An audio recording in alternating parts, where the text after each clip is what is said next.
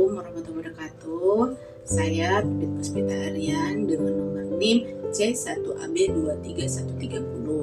Saya mahasiswa RPL 2 Stikesmi. Di sini saya akan mempraktekkan pengkajian agregat komunitas. Pengkajian agregat komunitas ini adalah pengumpulan data dari berbagai komunitas, di mana untuk mendapatkan gambaran yang lebih luas tentang fenomena atau masalah kesehatan yang terjadi di lingkungan sekitar. Metodenya dengan pengkajian yang digunakan yaitu dengan metode wawancara pada Ibu RW 08 Desa Cibentang. Assalamualaikum Ibu.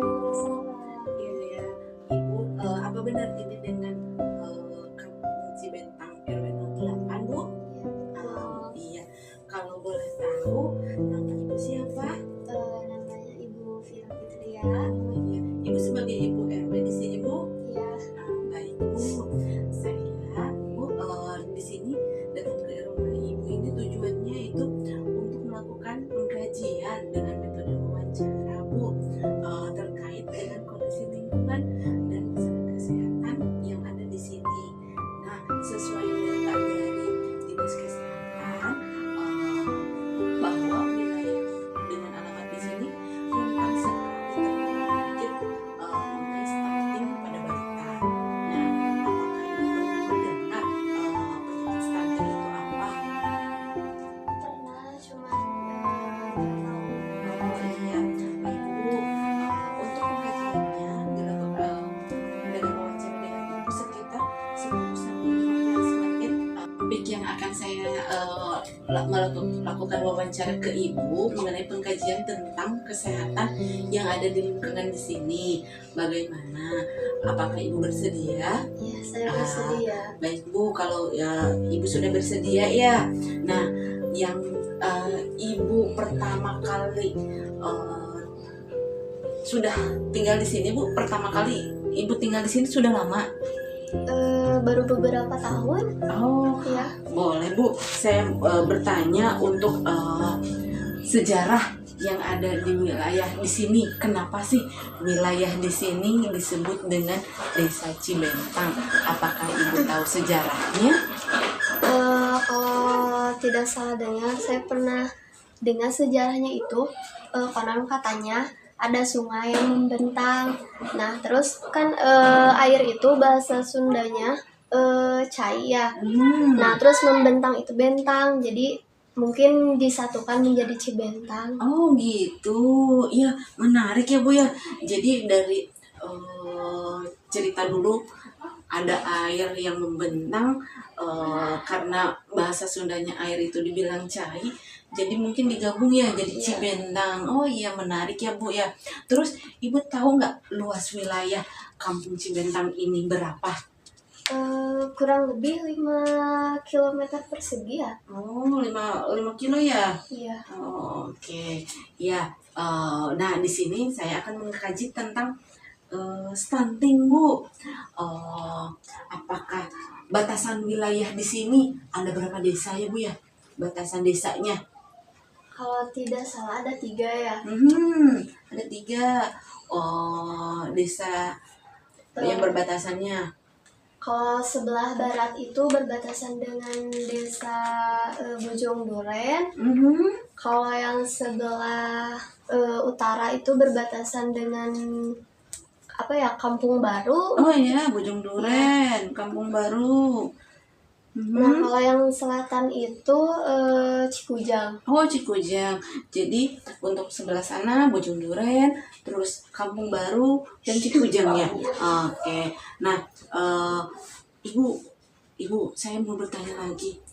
Pada tahun berapa nih stunting ada di Kampung Cibentang ini yang Ibu tahu?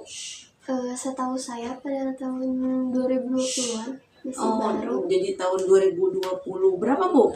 2022-an. Oh iya, berarti 2 tahun ke belakang ya Bu ya, di wilayah Cibentang ini ditemukan stunting pada anak ya. baik. Secara umum nih, apakah ada peningkatan kasus dari tahun 2022 ke 2024 ini?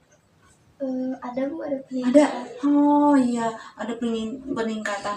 Eh, untuk peningkatannya sekarang dari mungkin dari nilai keyakinannya Bu ya. Di sini ada yang berkeyakinan terkait masalah yang bertentangan misalnya dengan ibu hamilnya, atau misalnya dari pas yang ibu hamilnya tidak boleh makan ikan, terus balitanya tidak boleh makan makanan yang lembut, atau misalnya seperti harus makanan yang encer, atau bagaimana Bu? Apakah ada yang bertentangan dengan nilai-nilai keagamaan gitu ya? Iya Bu, ada yang seperti itu. Oh, ada. Jadi Iya. di sini ada yang berkeyakinan. eh oh, berarti yang di sini ada berkeyakinannya di wilayah Cibentang ini ya Bu ya. Baik Bu. Terus terkait dengan agama, di sini mayoritas untuk penduduknya beragama apa Bu? Mayoritasnya beragama Islam. Oh iya, berarti di sini mayoritasnya agamanya Islam ya Bu. Ya. Oke. Nah, untuk kependudukannya, secara di sini jumlah penduduknya mayoritasnya berapa jiwa Bu? Kurang lebih 476 jiwaan ya Bu. Oh, di sini lumayan banyak juga ya, sekitar 476 jiwa. Baik, ada berapa RT Bu di sini? Ada 15. Oh, ada 15 RT, lumayan ya Bu ya.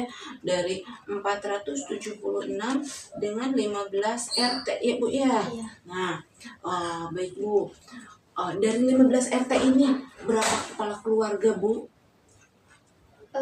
Sekitar 95 kepala keluarga. Oh, baik. Dari 15 RT ini ada 95 kakak ya.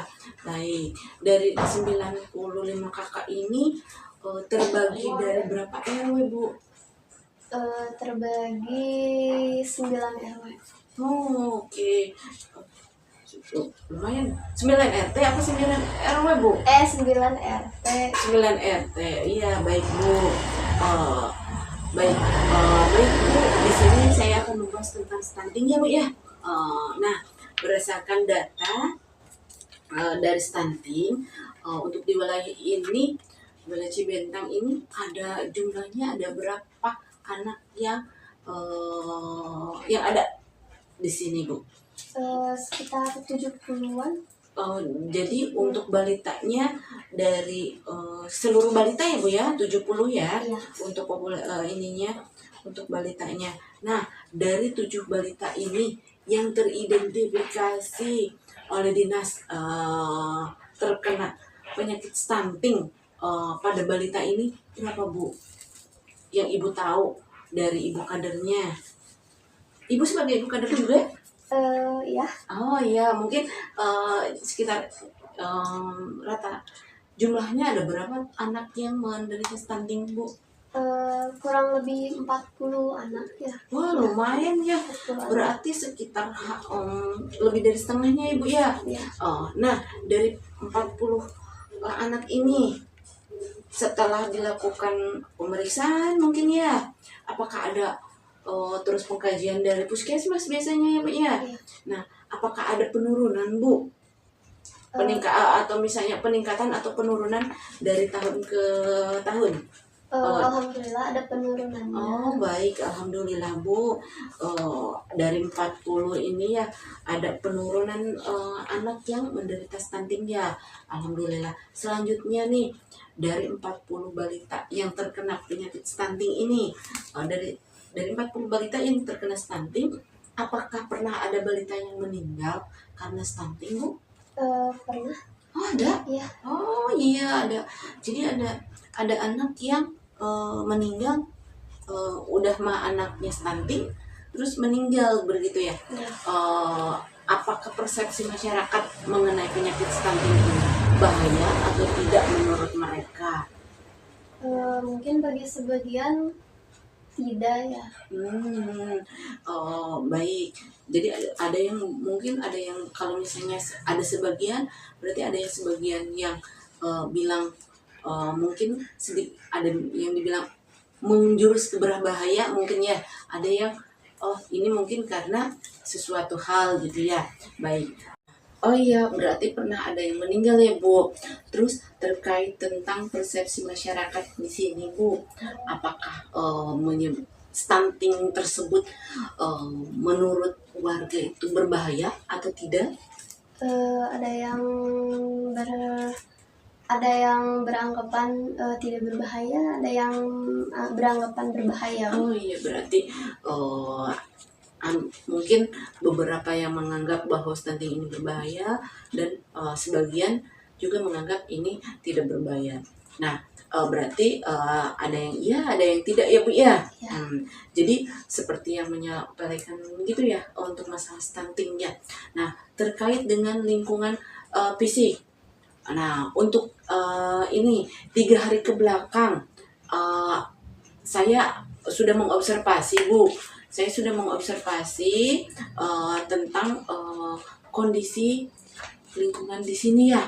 Dari yang pertama, rumahnya saling berdempetan gitu ya. Terus ventilasi rumah-rumahnya kurang, terus penduduknya yang padat gitu ya. Sama kebersihannya gimana, Bu? Terjaga nggak, Bu? Untuk kebersihan di sini terjaga, Bu. Oh, baik. Berarti masyarakatnya masih buang sampah sembarangan nggak? Tidak terlalu. Oh iya, berarti mungkin kalau misalnya untuk pencahayaan di lingkungan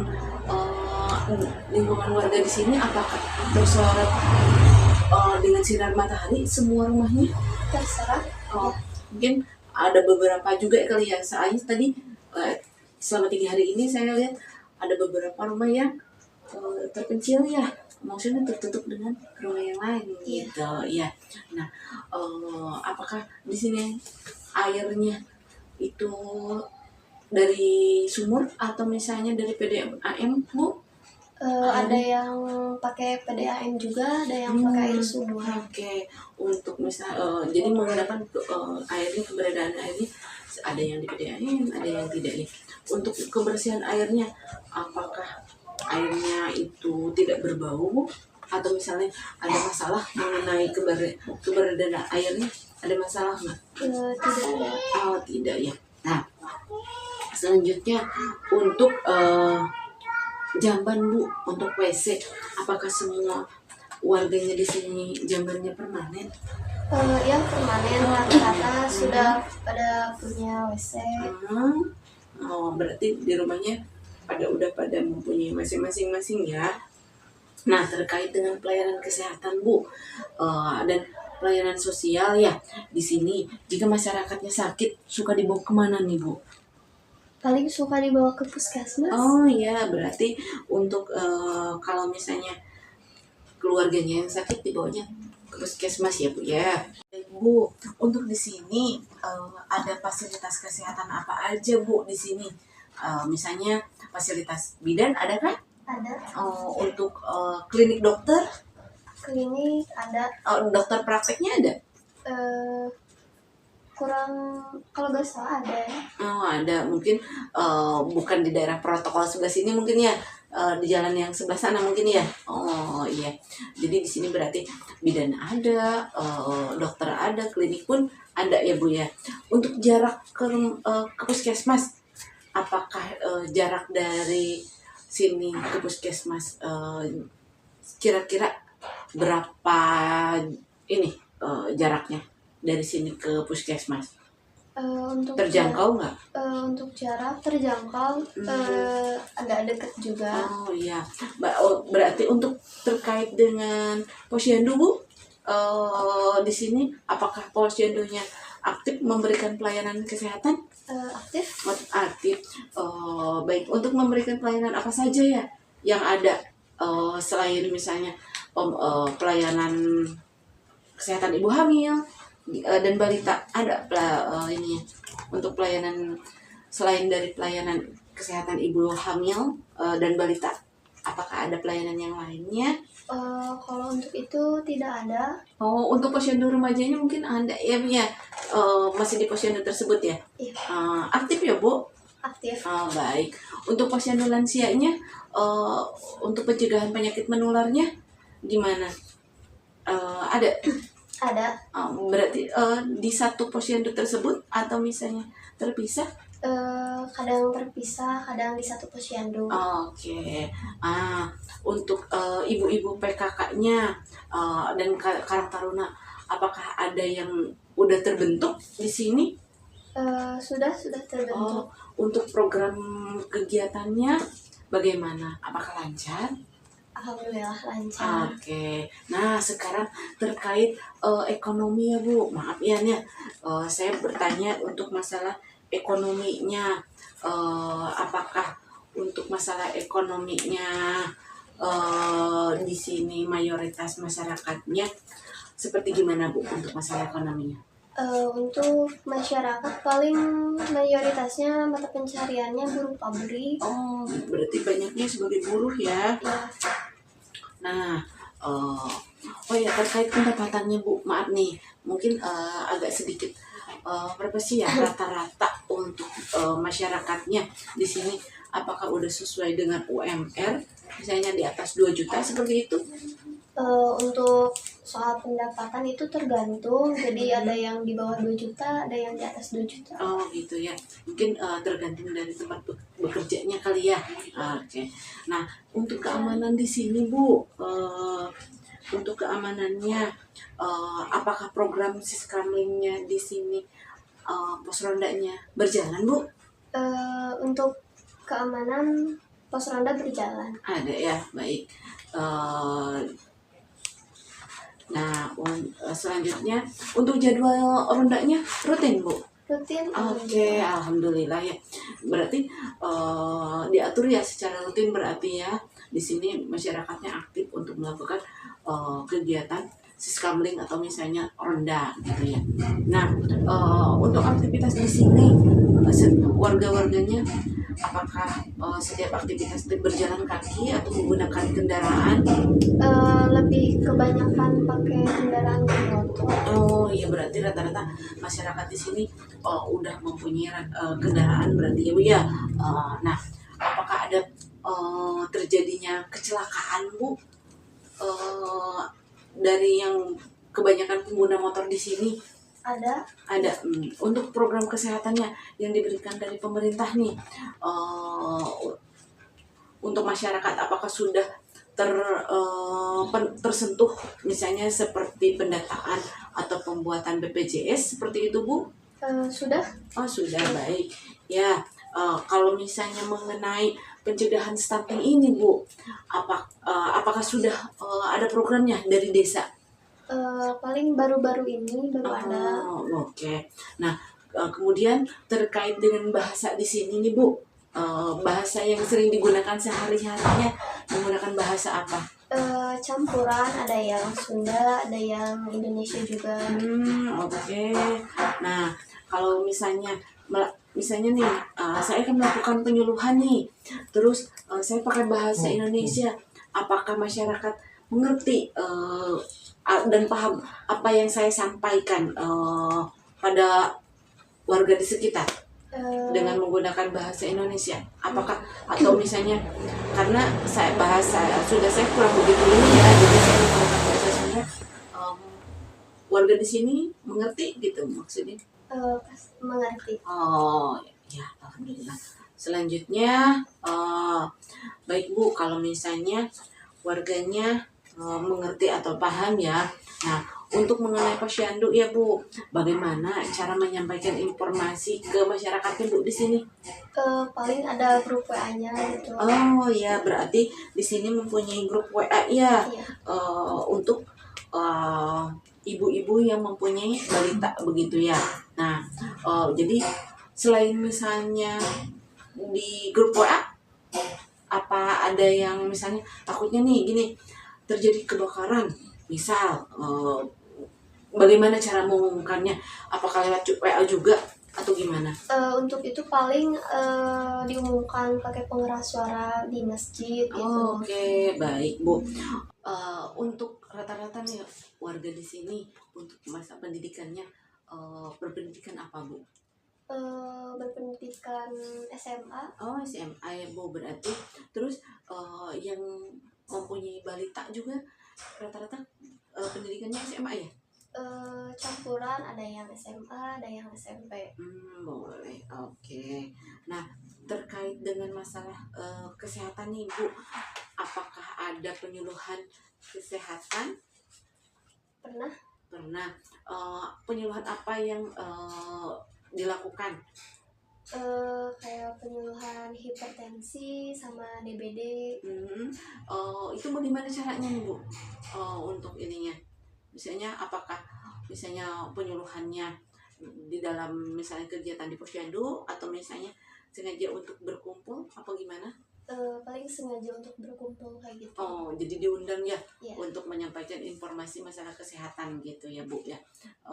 Biasanya untuk kumpul-kumpulnya biasanya suka di mana Bu? Paling menggunakan fasilitas di Aula Desa Cibentang. Oh gitu, baik baik. Oh iya Bu, bagus. Nah, alhamdulillah ini Bu. Sekarang untuk tempat rekreasi nih Bu. Biasanya warga di sini rekreasinya berkumpul di mana?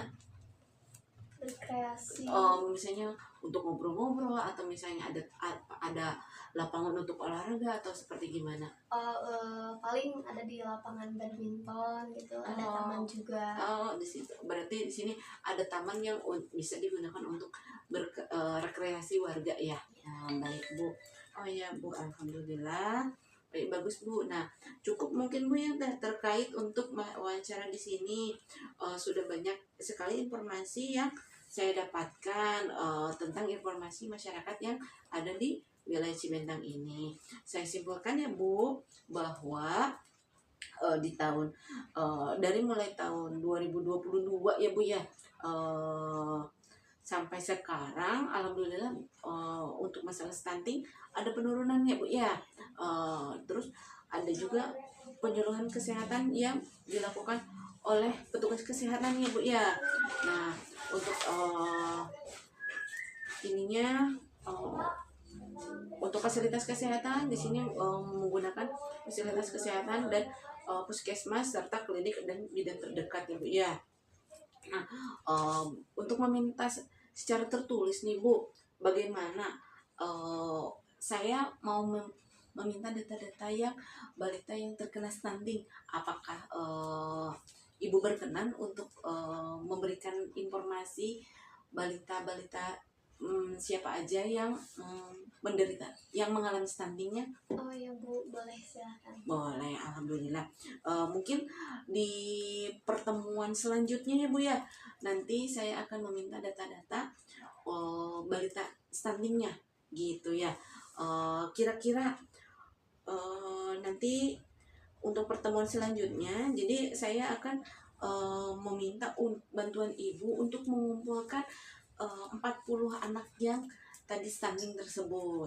Nah, saya akan mencoba untuk melakukan pengukuran kembali Bu, gitu. Apakah sudah mulai ada peningkatan dari berat badan, tinggi badan anaknya, dari status gizinya, apakah jumlah stuntingnya udah mulai berkurang, seperti itu ya. Kira-kira Ibu bisa membantu saya untuk mengumpulkan anak balita stunting beserta ibunya kapan ya Bu ya? Paling hari Minggu aja ya Bu. Oh boleh boleh, kebetulan mungkin kalau misalnya hari Minggu ya keluarganya pada kumpul ya. Iya. Untuk tempatnya di mana Bu? Menggunakan Aula Cibentang Oh aja, boleh Desa boleh Cibentang. ya, nanti mungkin saya beserta dengan teman untuk koordinasi ke Desa Cibentang untuk melakukan pemeriksaan ulang pada anak yang stunting ya. Kira-kira di aula Desa Cibentang jam berapa Bu? Jam 10. Oh oke, baik ya, berarti untuk hari minggu depan di aula Cibentang sekitar jam 10 saya mohon bantuannya mungkin ya sama Ibu untuk menghadirkan 40 anak yang stunting tersebut untuk dilakukan pemeriksaan. Terima kasih sebelumnya Ibu atas waktunya. Saya wawancara Ibu mengenai tentang wilayah yang ada di Cibentang ini gitu. Saya pamit Bu. Iya. Ya. Assalamualaikum. Waalaikumsalam. Demikian praktek pengkajian komunitas pada warga Cibentang RW 08 kepada Ibu RW. Terima kasih Bu RW. Ya. Wabillahi taufiq wal hidayah. Wassalamualaikum warahmatullahi wabarakatuh.